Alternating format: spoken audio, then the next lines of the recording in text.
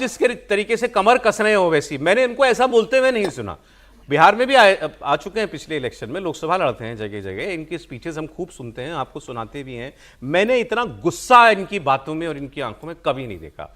ये इन्होंने अपने ऊपर एक पर्सनल अफरंट लिया है, ये एक दुश्मनी की शुरुआत है असदुद्दीन ओवैसी और तेजस्वी के बीच में। हुआ क्या कि एक इंटरव्यू में सीनियर पत्रकार से इंटरव्यू में कहते हुए तेजस्वी ये बोल गए, उन्होंने पूछा अब वो बार बार आपके गठबंधन में आना चाह रहे थे ओवैसी, आपने क्यों नहीं लिया? उन्होंने कहा एक्सट्रीमिस्ट की हमारे यहाँ पे कोई जगह नहीं है। इस शब्द को, एक्सट्रीमिस्ट को, उन्होंने अतिवादी, आतंकवादी, जाने क्या क्या क्या क्या क्या नहीं कहा और कितनी बार अपनी स्पीच में दोहराया।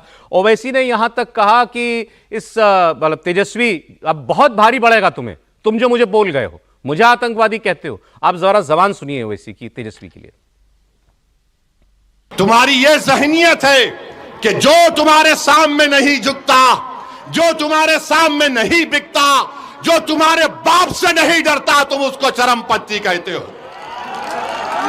मेरे अजीज दोस्तों और बुजुर्गों, ये सोच उस शख्स की है जो बिहार का मुख्यमंत्री बनना चाहता है। क्यों मुख्यमंत्री बनना चाहता है?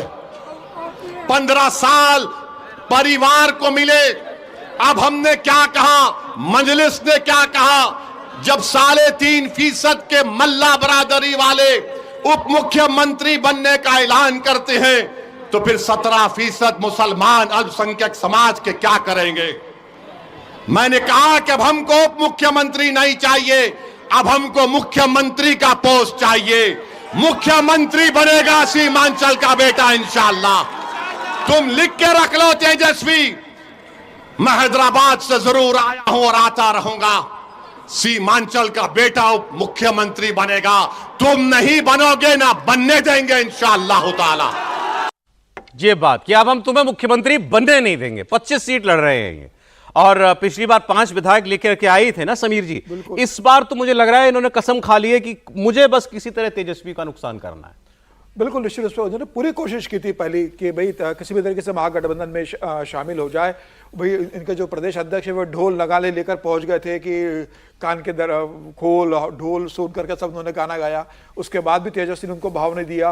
उन्होंने कांग्रेस अध्यक्ष मल्लिकार्जुन खड़गे के माध्यम से संदेश भेजाने की कोशिश की कि भाई AIM को गठबंधन में ले लिया जाए, लेकिन तेजस्वी यादव किसी भी तरीके से संदेश देना नहीं चाहते थे कि सीमांचल में ओवैसी का कोई दखल है, और जो 5 सीटें 2020 में उन्होंने जीती थी उसको हम बहुत महत्वपूर्ण मानते हैं, और उस 5 सीटों के दम पर हम ओवैसी के सामने दबने वाले हैं। मुझे लग रहा है कि यह ओवैसी को बहुत खटका, और फिर उन्होंने तय किया कि हम 32 या 33 सीटों पर चुनाव लड़ेंगे। और सीमांचल की 24 सीटों पर उन्होंने पूरा दाव, जिस तरीके से ओवैसी ने इस बार खेला है और जनसुराज भी जिस तरीके से इस बार सीमांचल पर दाव खेल रही है, तो मुझे लग रहा है कि इस बार तेजस्वी के लिए सबसे बड़ी चुनौती, जो सबसे बड़ी ताकत उनका जो सीमांचल का क्षेत्र रहा है 24 सीटों का, वो सबसे बड़ी चुनौती बनकर आया है। वहां पर ओवैसी पूरी ताकत के साथ अपने उम्मीदवार खड़े कर रहे हैं।